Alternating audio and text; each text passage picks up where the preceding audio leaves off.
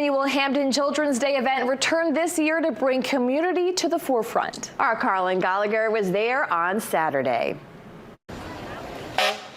Since 1979, Hampden has devoted the second Saturday of August to Hampden Children's Day, a free-to-enter event which dedicates an entire day to family-related activities. Here at Children's Day, we have a bunch of wonderful things: Touch-a-Truck, Black Hawk helicopters, a boat to land, and we have free nachos, tons of people tabling. This year's event was kicked off with a parade at 11 a.m., which began at Reeds Brook Middle School and ran along a main road north, turning on Western Avenue before concluding at Hampden Academy.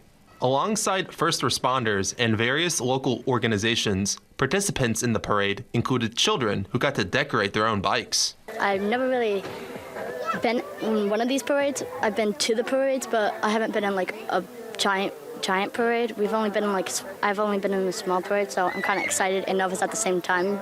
Once the parade concluded, children's activities officially began at noon, of which included archery, bouncy houses, a petting zoo, and much more. Hampden Children's Day organizers, as well as residents who volunteered in past years, say that the yearly event helps in bringing the Hampden community closer together. It's a family event. It really means us all coming together, having some fun, having some great food, and making the kids happy. Seeing my own kids' joy and they're winning prizes and having fun, seeing their friends, running into people. When I volunteered, it was just as fun to see other people's kids get that excitement, that joy, and be given something for free and just be blessed. From WABI News in Hampden, I'm Colin Gallagher.